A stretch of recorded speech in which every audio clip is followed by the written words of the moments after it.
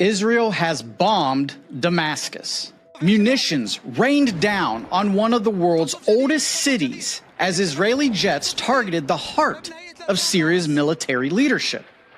Strikes hit the Syrian Defense Ministry, exploded near the presidential palace, and left multiple buildings in absolute ruins. As smoke rose over Damascus, the world watched in stunned silence. Could this be the beginning of a prophecy foretold thousands of years ago in the book of Isaiah? Hello, everyone. I'm James Lasher with Charisma Media, and today we're breaking down what just happened in Syria, why Israel launched this attack, what it means for the region, and how it might mark the early tremors of end times prophecy coming to life. On Wednesday, July 16th, Israel carried out a daring and targeted military operation against key government installations in Damascus. Airstrikes hit multiple high-value targets, including several floors of Syria's defense ministry and infrastructure near the presidential palace. The strikes resulted in at least 5 confirmed Syrian military casualties and injured over 30 more. In an incredibly tense moment, a convoy carrying Western diplomats passed just meters from the blast zone. Miraculously, none of them were harmed, but the message was made nonetheless. Israel is willing to take bold, surgical action even in the political heart of Syria. But this wasn't just a military show of force. It was a warning. This strike was not random or unprovoked. It was triggered by brutal developments in Syria's southern region, where the Druze minority has been under siege. Syrian government forces, now under the command of President Ahmad al-Sharaa and heavily influenced by radical Islamist factions, launched violent operations in Sweden, a Druze majority city. What followed were mass arrests, killings, and devastating street battles that left the community reeling. Israel, which has deep ties to the Druze people, including tens of thousands who live within its own borders, acted to protect them. In the face of what it called a humanitarian and regional security crisis, the Israeli government issued a clear ultimatum: withdraw your forces from the south or suffer the consequences. Damascus did not comply. The airstrikes were Israel's response. But there's more to this than just a defense of a minority population.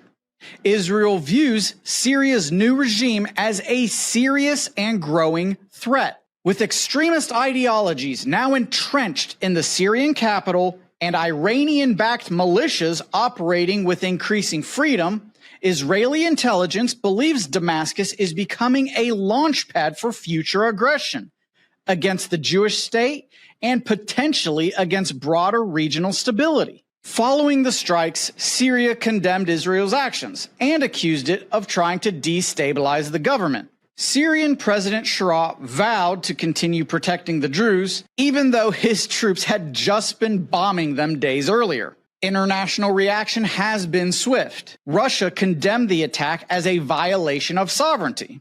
The United Nations has called for an emergency session, and the United States and European Union, while stopping short of condemnation, have urged all parties to de-escalate. Tensions are rising, and the region is one wrong move away from open war. Again, all of this leads us to a prophecy in Isaiah 17.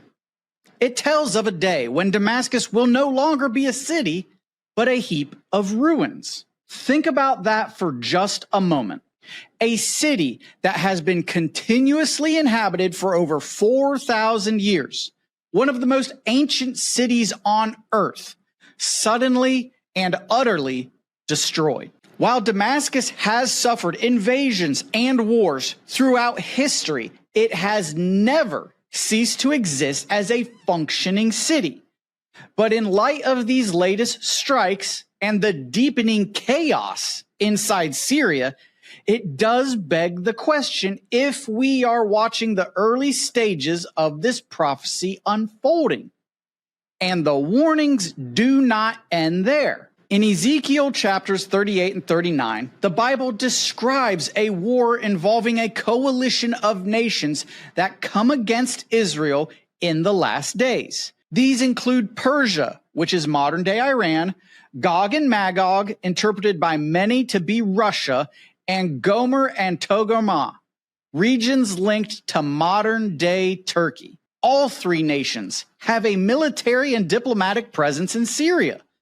And if Damascus were to be destroyed, whether by Israeli strikes or some other means, these powers could be provoked into a unified and violent response. That would set the stage for the Gog-Magog war, a conflict that ultimately leads to God's intervention, a massive shaking of the earth, and a demonstration of God's power to the nations. We are standing on the edge of a prophetic cliff. If this conflict escalates, and it very well might, we could see Damascus go up in flames, Israel be surrounded by hostile nations, and global outrage erupt against the Jewish state, all of which is prophesied. The book of Zechariah, chapter 12, speaks of a day when Jerusalem becomes a burdensome stone to all nations. We may be closer to that day than we think. If Israel continues to strike Damascus, or if the Syrian regime retaliates in full force, we could see a domino effect that pulls in Hezbollah from Lebanon, Shiite militias from Iraq, and even Iranian operatives on the ground in Syria. Turkey has already expressed concern, and Russia, always eager to exert control in the Middle East, is watching very closely. The destruction of Damascus wouldn't just be a regional disaster. It would be a global earthquake, both politically and spiritually. And yet, in all of this, we're reminded that God is in control. The shaking of nations is not without purpose. It is a sign, a trumpet blast, a wake-up call to the church and to the world. These are more than just political headlines. They are spiritual warnings. Jesus told us to watch for the signs, wars and rumors of wars, nations rising against other nations, earthquakes in various places. Alaska just got hit with a 7.3 quake, by the way. And Damascus? It may soon be more than just a footnote in history. It may be a prophetic turning point. If you found this video informative, please like it, share it with someone who needs to understand what's happening, and subscribe to Charisma Media for more insights from a biblical worldview.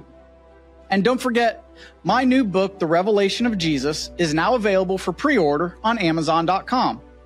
I'm James Lasher. Stay watchful, and God bless you.